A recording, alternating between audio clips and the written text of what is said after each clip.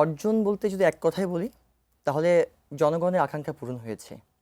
দ্বিতীয় হচ্ছে এই যে লড়াইটা ছিল, এই লড়াইটা কিন্তু আমরা শুধু আওয়ামী লীগের কথা বলছি না, আমরা বলছি যে আওয়ামী লীগ যে ফ্যাসিজম তৈরি করেছিল, গত ১৬ বছরে আওয়ামী লীগের যে গুম খুন গণহত্যা করেছে, জুলাই স্পেশালি ২০০০+ ছাত্রকে মেরেছে, জনগণকে মেরেছে, এই পুরো রাষ্ট্রকে কিন্তু তারা একটা তৈরি করেছিল কিভাবে, যে তারা একনায়কতন্ত্র তৈরি করেছিল, রাষ্ট্রীয় ব্যবস্থাকে ভেঙে ফেলেছিল, তারা মুক্তিযুদ্ধের চেতনাকে তারা অপব্যবহার করেছে।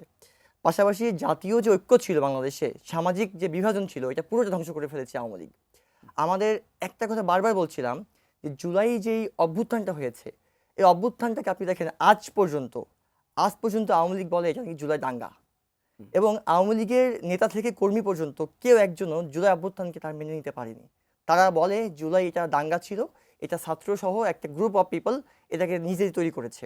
তাহলে যেই দল কিংবা যেই গোষ্ঠী এরকম একটি অভ্যুত্থানকে মেনে নিতে পারে না, যারা গণহত্যার পরে ক্ষমা চাওয়ার মতো কোনো মানসিকতা নাই, তাদেরকে বাংলাদেশের রাজনীতি করার কোনো অধিকার আছে বলে আমরা মনে করি না। ক্ষমা চাইলে কি আপনারা মেনে নেবেন? না, আমরা ক্ষমা চাইলে বিষয়টা এরকম না। আচ্ছা। তাহলে পৃথিবীতে এরকম অনেক ইতিহাস আছে, যারা গণহত্যা করেছে, যারা মানুষের জানমালের নিরাপত্তা দিতে পারেনি, যারা গণতন্ত্রকে ধ্বংস করেছে, তাদেরকে বৃহত্তর স্বার্থে নিষিদ্ধ করা হয়েছে। পৃথিবীর ইতিহাসে এরকম অনেকগুলো উদাহরণ আছে। আমি যদি বলি আপনাকে, নাৎসি পার্টি ছিল, তুরস্কে বেশ কিছু ইসলামিক পার্টি করা হয়েছিল, পাকিস্তানের পিপিপি পার্টিকে স্থগিত করা হয়েছিল, মিশর ইখওয়ানুল মুসলিমিন সহ বেশ কিছু পার্টিকে কিন্তু তাদের কার্যক্রমকে স্থগিত করা হয়েছিল। স্বাস্থ্যকর অল টাইম ফ্যামিলি কেক, সব সময় all time healthy life.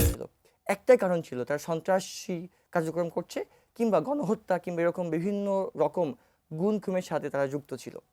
Awami লীগের বিরুদ্ধে যে দাবিটা, এটা তো 5 আগস্টেই আপনার রায় হয়ে গেছে, জনগণের রায়। সুতরাং তারপরে আমি তো মনে করি যে এই সরকার অনেকটা লেট করেছে। আওয়ামী লীগেরকে নিষিদ্ধ করার জন্য যে আজকে আন্দোলন করতে হয়েছে, এটা দুঃখজনক আমাদের জন্য। এটা প্রয়োজনই ছিল না।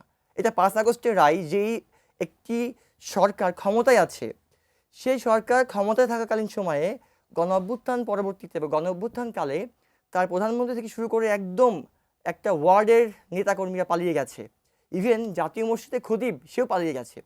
পৃথিবীর ইতিহাসে এরকম কোনো ঘটনা আছে বলে আমার জানা নেই। কনসেপ্ট খুব ক্লিয়ার, এবং আমরা বারবার বলেছি যে শুধু ৭১ না, আমাদের ৪৭ থেকে শুরু করে বাংলাদেশের যতগুলো অভ্যুত্থান আছে, ৭১ হচ্ছে আমাদের বাংলাদেশের বেজ লাইন। সে এই বেজমেন্ট এবং ২৪ দুটোকে আমরা একই সাথে ধারণ করি। ৭১কে বাদ দিয়ে ২৪ না, ২৪কে বাদ দিয়ে ৭১ না।